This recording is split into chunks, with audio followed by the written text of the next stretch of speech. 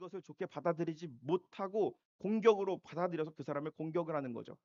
그리고 다시는 나에게 이러한 무례한 행동을 하지 않게 한 번 더 꼬집는 거죠. 그것의 원인은 바로 무엇입니까? 바로 상처입니다. 성경은 그 상처를요, 쓴뿌리라고 이야기합니다. 이 여인은요, 예수님과 대화하면서 예수님에게 오만하게 말하는 이유는 자신의 쓴뿌리로 인하여서 상대방을 방어하고 공격하고 있는 거예요. 그런데 보통 이런 경우는 알았어요 하고 그냥 가겠죠. 근데 예수님은요, 끊임없이 이 여인의 쓴뿌리를 건드립니다. 예수님은 한 번 더 이 여인의 쓴뿌리를 건드립니다. 13절 말씀에 보면 이렇게 얘기합니다. 이 물을 마시는 자마다 다 목마르려니와 내가 주는 물을 마시는 자는 영원히 목마르지 아니하리니 내가 주는 물은 그 속에서 영생하도록 솟아나는 샘물이 되리라. 이 우물물은 마시는 순간 당신은 순간의 갈증을 해결할 수 있겠죠. 그런데 또다시 목마르게 되면 영원히 목마르지 않습니다. 내가 주는 물은 한 번 마시고 끝나는 것이 아니라 그것이 당신 안에서 영생하도록 솟아나는 샘물이 됩니다. 조금 풀어서 말하면 이렇게 말하는 것이죠. 예수님께서 이 여인의 마음을 꿰뚫고 있었습니다. 당신 남들에게 보이기 싫어가지고 지금 이 시간에 온 것이지. 그리고 지금 이 시간에 물 기르러 오는 당신의 모습을 생각했을 때 너무나도 초라하게 느껴지지 하면서 이렇게 표현을 하지 않았지만 우회적으로 얘기한 거죠. 여인의 정곡을 찌른 것입니다. 쓴뿌리를 건드린 거죠. 사실 이 여인이 남보다 잘난 사람이라서 이 시간에 물을 기르러 온 것이 아닙니다. 이 여인은요, 남들의 시선을 피해서 이 시간에 온 것이죠. 참 비참한 인생이었어요. 이 여인 역시도 보통 사람들과 대화하고 소통하고 사이좋게 지내고 싶은데요. 조금 친해졌다 하면은 자신의 아픈 부분을 건드리기 때문에 자신이 아프기 싫기 때문에 상처받기 싫어서 상대방에게 폭언을 하고 날카롭게 얘기하고 또 어떨 때는 피하고 도망가는 그러한 인생이었습니다. 여인이 예수님에게 더 강하게 빈틈없이 세게 말한 것도요. 자신의 삶이 특별해서 그리고 자신의 삶이 예수님의 삶과 너무나도 달라서 이야기하는 것이 아니었습니다. 자신의 삶이 싫어서 얘기한 것입니다. 남들 쉬는 시간, 남들이 더위를 피해 자고 있는 시간에 남들의 눈을 피해서 홀로 쓸쓸히 이곳에 온다라는 것은요. 여인에게 있어서 매일매일의 비참함을 경험하는 것이었습니다. 그래서 예수님의 말을 쳐냈고 방어하고 공격했습니다. 그런데 이 여인에게 솔깃하게 들어오는 것이 있었습니다. 그것은 바로 무엇이냐? 목마르지 않는 물. 목마르지 않는 물. 이거를 먹으면 어떻습니까? 더 이상 우물가에 와서 물을 뜨지 않아도 됩니다. 더 이상 매일매일 이 비참한 발걸음을 하지 않아도 되고요. 사람들의 시선을 완전히 피할 수 있기 때문에 좋다고 생각했을 것입니다. 어떤 책에 보게 되면은 이 여인이 1차원적인 갈증만을 해결하기 급급한 여인이라고 이야기합니다. 그런데 이 여인에게는 더 깊은 삶의 고민이 있었습니다.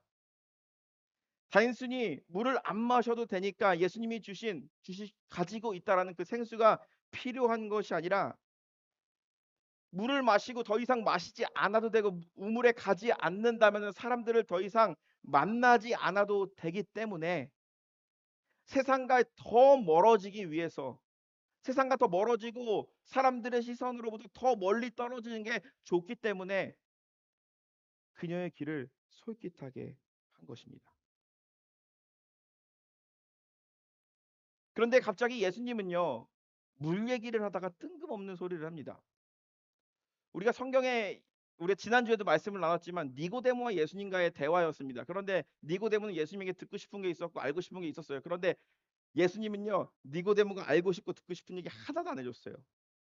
오히려 일방적으로 예수님이 그가 들어야 할 얘기를 했습니다.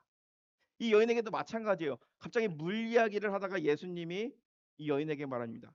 가서 내 남편을 데려오너라. 이 남편을 데려오너라 이 말이요. 굉장히 뜬금없이 다가올 수 있겠지만 이 말은요. 여인의 쓴뿌리를 뽑기 위해서 예수님께서 다시 이 여인의 쓴뿌리를 흔드는 것입니다. 여인은 이 질문에 당황하며 이제까지는 오만하게 예수님을 대했습니다. 까칠하게 예수님을 대했어요. 그런데 순간 정직하게 겸손하게 말합니다. 17절의 말씀이죠. 여자가 대답하여 이르되 나는 남편이 없나이다. 예수께서 이르시되 내가 남편이 없다 하는 말이 맞도다. 너에게는 5 남편이 있었고 지금 있는 자도 내 남편이 아니니라.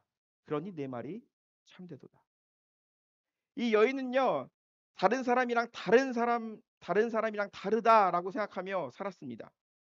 그리고 예수님을 처음 만났을 때도 예수님이 자신의 상처를 건드리지 않게 굉장히 까칠하게 대했습니다. 자신을 남들이 우습게 보는 것을요 견딜 수 없는 그런 여인이었습니다. 그런 비천한 삶을 살았습니다. 그 여는 비천한 삶을 살았어요. 결혼을 무려 5번이나 했지만 5번 다 실패했습니다. 남편이 모두 죽은 것인지 아니면은 여자의 오만한 성품 때문에 5 남자가 차례대로 이 여인을 버린 것인지 아니면은 더 좋은 조건의 사람을 만나기 위해서 끊임없이 자신의 남편을 바꾼 것인지 그것은 알 수가 없습니다. 그런데 중요한 것은요. 여인이 지금 살고 있는 남자도 내 남편이 아니다라는 사실입니다. 이 말은 바로 무엇일까요? 아내가 있고 가정에 있는 남자와 정식적인 혼인을 하지 않고 살아가고 있던 상태였던 것이죠. 이 여인은 늘 행복하기를 원했습니다. 새 남편을 만날 때마다 내가 정말 좋은 아내가 되어야지. 그리고 좋은 가정을 꾸려야지 하면서 매일매일 결심했을 것입니다. 그런데 그 모든 것은 실패였습니다. 지금 이 여인은요, 가정을 가진 남자와 불륜 관계를 유지하는 것으로 생계를 유지하고 있는 그러한 비천한 여인이었습니다. 이것은 여인에게 정말 숨기고 싶은 상처였고 그리고 아픈 과거였습니다. 이 상처는요, 여인에게 쓴뿌리로 남아 있는 것입니다.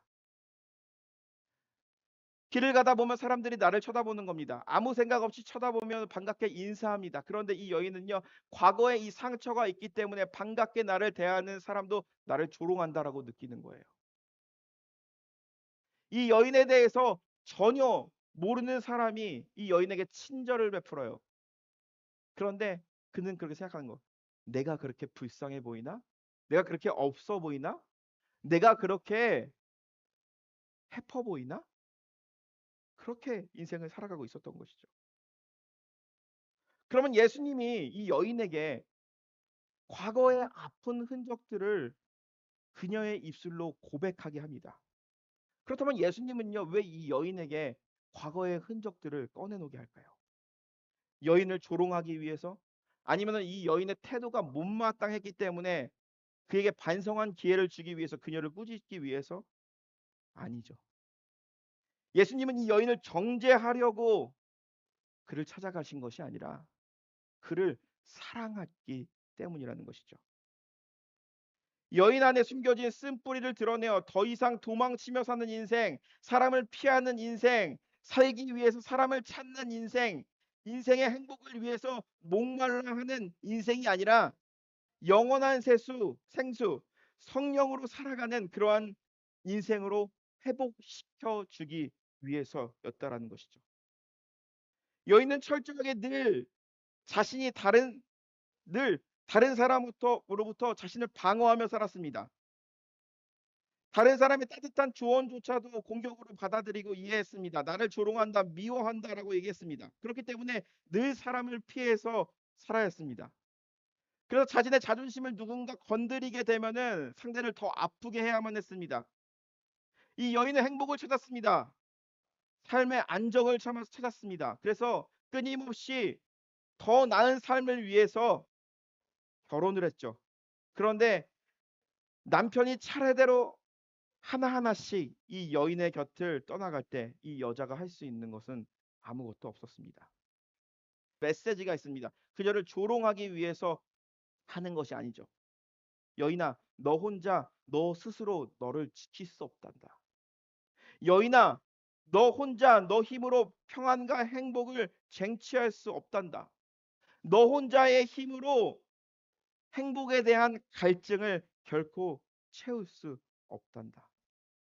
내 안에 있는 날카로운 가시와 같은 쓴뿌리를 내가 스스로 뽑을 수 없다라고 말하는 것입니다. 여인은 말합니다. 주여, 내가 보니 선지자이로소이다. 여인은 더 이상 오만하지 않습니다. 예수님의 말씀 앞에서 완전히 무너집니다. 항복합니다. 그리고 마음을 엽니다. 이 여인은요, 예수님 앞에서 자신의 과거의 모습들, 흔적, 아픈 쓴뿌리를 바라보게 됩니다. 자기 안에 있는 분명히 있지만 자기도 건드리기 싫어가지고 마음속 깊은 곳에 방치해 놨던 이 아픈 쓴뿌리를 보게 된 것입니다. 만지기 싫었어요. 건드리기 싫었어요. 그런데 예수님은요, 그것을 방치해 두지 않습니다. 모른 척하지 않아요. 자기의 손으로 직접 그거를 뽑아내시는 분입니다. 여인은 계속해서 이야기합니다. 당신은 선지자로소이다. 그러면서 여자가 25절에 보면 이렇게 얘기합니다. 여자가 이르되 메시아 곧 그리스도라 하는 이가 오실 줄을 아노니 그가 오시면 모든 것을 우리에게 알려주리이다. 여기서 중요한 사실이 하나가 있습니다. 여인에게는 지금까지 여인의 삶은요, 자신을 믿으며 살아왔어요. 자신을 믿고 살다가 새로운 남편을 만나면 그를 믿고 살아왔어요. 그런데 번번이 자신을 믿고 살아왔을 때 번번이 실패하고 남편을 믿고 살아갈 때 이 남편은 떠나가고 그러한 세상 가운데 늘 목마른 인생이었습니다. 그런데 예수님 앞에 자신의 과거를 드러내기 시작합니다. 그러면서 자신의 마음속에 있는 내면에 있는 쓴뿌리가 제거되었을 때에 이 여인이 붙잡을 수 있는 유일한 것은 바로 무엇이냐? 그리스도라는 것이죠. 여자가 이르되 메시아 곧 그리스도라는 이가 오실 줄을 아노니 그가 오시면 모든 것을 우리에게 알려주리라. 메시아를 갈망했어요. 메시아밖에 없다라는 거. 하나님이 이 땅을 구원하기 위해서 오실 메시아밖에 없다라는 것이 그녀의 마음 가운데 들기 시작합니다. 그런데 우리는 여기서 놀라운 사실을 하나 알게 됩니다. 그것은 바로 무엇이냐? 하나님의 은혜를, 하나님의 사랑을, 예수님의 인자하심을 경험하기 위해서는 우리가 이 여인처럼 빈털터리가 되어야 한다라는 것이죠. 마지막 남은 그 자존심마저도 꺾였을 때 주님의 은혜가 우리 가운데 임한다라는 것이죠. 로마서의 말씀에 보면 이런 말씀이 있습니다. 우리가 죄인 되었을 때에 그리스도께서 우리를 위해서 죽으심으로 하나님께서 우리에게 자신에 대한 사랑을 확증하셨느니라. 이 말을 짧게 요약해 보면은 예수님께서 우리를 위해 죽으심으로써 죽으셨습니다. 그리고 그 이유는 예수님은 우리를 사랑했기 때문입니다. 우리 모두 아는 진리입니다. 그리고 기독교의 교리이고 우리가 이것을 붙들며 살아갑니다. 그런데 중요한 것은요. 하나님의 사랑, 나를 위해서 십자가에서 죽으신 그 예수 그리스도로 확증하신 그 하나님의 사랑을 강하게 느낄 때는 언제입니까? 성경은 얘기하죠. 우리가 죄인 되었을 때에. 우리가 죄인이라는 것을 고백하지 않아요. 우리가 죄인이라는 것을 인정하지 않아요. 그리고 우리가 하나님 앞에 죄가 없다라고 생각을 해요. 그러면은 예수 그리스도의 십자가의 사랑이 우리에게 강하게 다가오지 않아요. 그런데 예수님 앞에, 하나님 앞에 우리가 죄인이라는 사실을 인정할 때에 우리의 연약함을 인정하는 그 순간 우리가 십자가를 바라봤을 때 그 십자가의 은혜가 더 크게 다가온 것이죠. 우리가 죄인 되었을 때에 그리스도께서 우리를 위해 십자가에 죽으심으로써 하나님이 우리에 대한 사랑을 확증하셨느니라. 여인이 빈털터리가 된 거죠. 원래 아무것도 가지지 않는 여인이었어요. 그런데 자존심 하나로 살아갔어요. 그런데 그 자존심이 예수님 앞에 꺾이게 됩니다. 왜? 예수님이 그의 내면에 있는 쓴뿌리를 뽑아냄으로써 꺾이게 됩니다. 그럴 때 그 여인은 얘기하죠. 여인이 바라보는 것은 예수님이었어요. 앞으로 오실 그리스도를 갈망한다라고 예수님 앞에서 얘기합니다. 그런 여인에게 예수님은 얘기합니다. 내가 말하는 내가 그로다. I am he, the one who is speaking to you. 성경을 바라보고 보게 되면요. 예수님이 많은 사람들의 질병을 치유해 줍니다. 귀신 들린 사람들의 귀신을 빼내어 줍니다. 그런데 이 여인에게는요. 어떠한 질병도 치유받지 않았어요. 이 여인이 몸이 아프지도 않았어요. 그런데 놀라운 것은요. 이 여인의 안에 있었던 쓴뿌리가 뽑히게 된 것이죠. 이 쓴뿌리는요. 자신을 지키는 무기라고 생각을 했습니다. 자신을 공격한다고 느껴지만 다른 사람을 찌르는 날카로운 창과 같은 도구였습니다. 그런데 이 여인의 창과 같은 도구는요. 더 이상 날카로워지지 않았습니다. 사람을 찌르는 도구, 사람을 공격하는 도구, 사람을 모욕하는 도구, 자신을 방어하는 그런 도구로 사용한 것이 아니라 39절에 보면 알 수 있듯이 이 여인은요. 예수님의 말씀을 듣고 예수 그리스도를 만났다라는 그 기쁜 소식에 성 안으로 들어가서 사람들에게 얘기합니다. 그리스도가 오셨습니다. 내가 그분을 만났습니다. 이 여인은 그토록 사람들과 대화하기 싫었고 피하고 싶었고 누군가의 시선이 마치 나를 공격하는 듯한 그런 삶을 살아갔어요. 그런데 예수님을 만났을 때에 그의 내면이 변화되었을 때 그의 내면에 있던 쓴뿌리가 뽑히게 되었을 때에 고백하는 것이죠. 내가 예수님을 만났습니다. 그리스도가 이 땅에 오셨습니다. 생수는 성령이라고 말씀드렸습니다. 이 여인은요. 자기의 자존심과 상처 때문에 어떻게 할 수 없는 그런 여인이었습니다. 그런데 성령이 그의 삶을 지배하게 되었을 때 이제는 다른 사람이 되었다는 것이죠. 성령께서 그녀의 삶을 이끌어가기 시작했어요. 날카로웠던 부분, 뾰족했던 부분 그런 것들이 더 이상 뾰족해지지 않아요. 그녀의 입술은 마치 창과 같았어요. 말을 뱉으면 다른 사람이 다시 한번 이 여인과 대화하고 싶지 않을 정도로 모욕을 퍼부었겠죠. 그가 가지고 있던 논리와 언변으로 그랬던 그가 가지고 있는 마음속 깊은 곳에 있는 도끼로. 그런데 이제는요. 그녀의 입술이 더 이상 창과 같이 날카롭지 않게 되었다는 거죠. 제가 한국 갔을 때 이야기입니다. 얼마 되지 않았죠. 재작년인가 작년인가. 제가 여기서는 이제 목사입니다. 그런데 한국에 가게 되면은 그냥 막내 아들이에요. 엄마한테 짜증도 부리고 그리고 또 어리광도 부리고 그랬습니다. 근데 여러분 한국 가면 좋으시죠? 근데 저는 솔직히 한국 가면은 좀 피곤합니다. 여기 있는 게 더 좋아요. 왜냐면은 한국에 가게 되면 이분 다 인사해야 되고 그리고 저는 저희 집안의 장손이에요. 그래서 또 인사해야 될 어른들도 굉장히 많아요. 저에게 있어서는 그게 굉장히 스트레스예요. 집에 가면 이제 어머니가 말씀하는 거예요. 여기 목사님에게도 인사드리고 또 누구 어른한테도 인사드리고 하는 거예요. 나는 한국에 가서 그냥 조용히 우리 가족이랑 쉬다 오고 싶은데 주일날도 다른 데 교회 가서 그냥 예배드리고 오고 싶은데 괜히 또 뭔가 가서 해야 되고 너무 스트레스였습니다. 얼마 지나고 이제 그 스트레스가 이제 쌓이게 되어서 이제 엄마에게 순간 짜증을 냈어요. 자녀들이 부모한테 짜증 낼 때 많잖아요. 저도 이게 화가 나더라고요. 그러면서 이제 하루 동안 엄마랑 대화를 하지 않았어요.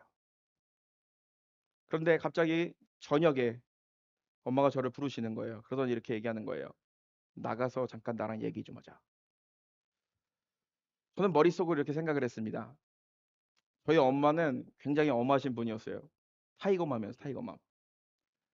아, 지금 나 혼자 있는 게 아니라 우리 집사람도 있고 희지도 있고 하니까 큰 소리 내서 혼낼 수 없으니까 이제 데리고 가가지고 나 혼내려고 그러구나 하면서 이제 그래도 내가 아들이고 그리고 또 오랜만에 봤으니까 엄마가 무슨 얘기를 하던지 간에 내가 잘못했다 그래야겠다 하면서 따라갔어요. 그런데 이제 한참을 걸어가고 엄마가 딱 뒤를 돌더니 저한테 이렇게 얘기하는 거예요. 우리 아들 한번 안아보자. 그러면서 엉엉 우는 거예요. 그리고 저에게 이렇게 얘기합니다. 엄마가 너무 미안하다. 미국 가서 얼마나 힘들었으면은 우리 착한 아들의 마음에 이렇게 가시가 많니? 하면서 저를 붙들고 막 우시는 거예요. 저는 그 순간 눈물이 터져 나왔습니다. 마치 이 심장에 아주 날카로운 가시가 꽂힌 것처럼 너무나도 마음이 아팠어요. 그 제 자신이 너무나도 부끄러웠어요. 그래서 "엄마 잘못했어요." 하면서 엉엉 우는 거예요. "엄마 저도 잘못했어요." 그날 저는 제 안에 있는 쓴뿌리를 보았습니다. 제 안에 있는 쓴뿌리를 보았어요. 여러분들도 이민 생활하면서 우리가 가족과 떨어져서 살아갈 때에 우리가 누군가에게 어떠한 상황 속에서 상처를 받았는데 그 상처가 치유되지 않는 경우를 많이 봅니다. 그런데 치유되지 않고 방치해 놨을 때 이것이 내 안에 괴물과 같이 나타날 때가 있습니다. 별것도 아닌 일에 화를 내고 짜증을 내고 판단을 하고 독서를 퍼붓고. 그런데 어머니가 저를 안고 기도해 줄 때 이런 생각이 들었어요. 내 안에 가시가 있다라는 거. 그리고 내가 정말 필요했던 게 무엇인가, 그리고 내가 얼마나 엄마를 그리워했는지에 대한 그런 마음이 들게 되었습니다. 저는 어른이라고 생각했어요. 다 컸다고 생각했어요. 결혼도 했고 아이도 있고. 그런데 엄마의 품이 필요했던 거예요. 엄마와 대화하며 엄마와 기도하며 느껴지는 것은 바로 무엇이냐? 내 안에 있는 가시 같은 것들이, 창가 같은 날카로운 것들이 녹아지는 그런 경험을 했습니다. 이사야서의 말씀을 보게 되면 이런 말씀이 있습니다. 여호와께서 이루시는 여호와의 날의 평화는 칼을 쳐서 보습을 만들고 창을 녹여서 낫을 만들고 이 나라와 저 나라가 다시는 칼을 들고 서로 치지 아니하며 다시는 전쟁 연습을 하지 않을 것이다. 20대 30대 때 이 말씀을 묵상했을 때 제 안에 다가오는 것은 바로 무엇이냐? 총을 녹여서, 무기를 녹여서 그 쇠를 가지고 농기구를 만들어서 농사를 지어서 배고픈 사람들을 먹인다. 너무나도 멋있는 거예요. 사람들은 전쟁하려고 전쟁 연습을 하죠. 국방비도 많이 투자하죠. 그래서 더 이상 전쟁하기 위해서 생각도 안 하고 군인들이 훈련도 하지 않는 거예요. 왜냐? 전쟁이 결코 일어나지 않으니까. 여러분, 그 존 레논이 불렀던 이매진이라는 노래 있잖아요. Imagine no country, nothing to kill or die.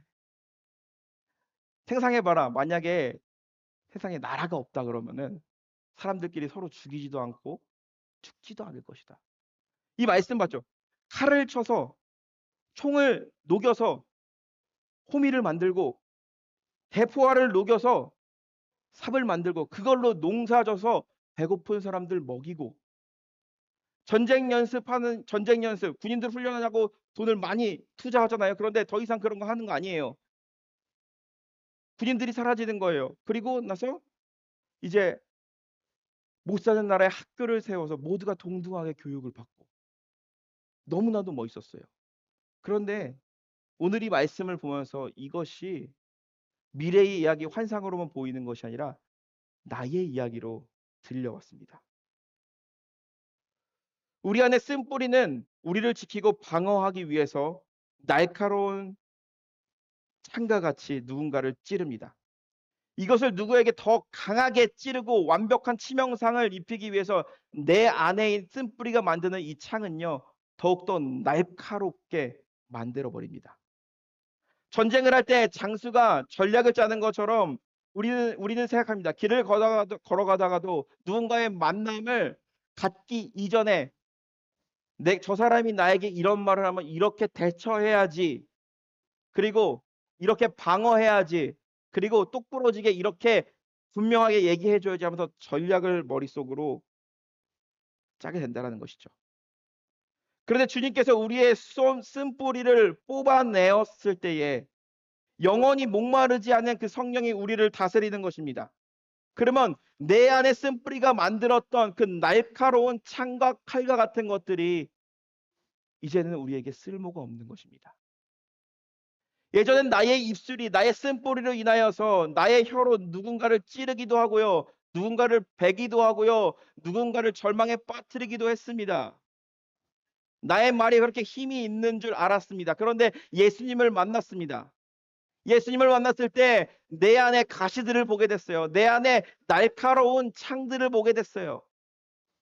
내 안에 쓴뿌리를 내가 빼내는 것이 아니라 예수님께서 직접 손 넣으셔서 그것을 완전히 뽑아내었을 때에, 그리고 그곳에 성령이 임하였을 때에 우리의 입술과 우리의 혀와 우리의 생각은요, 날카로운 칼과 창이 되는 것이 아니라는 것이죠.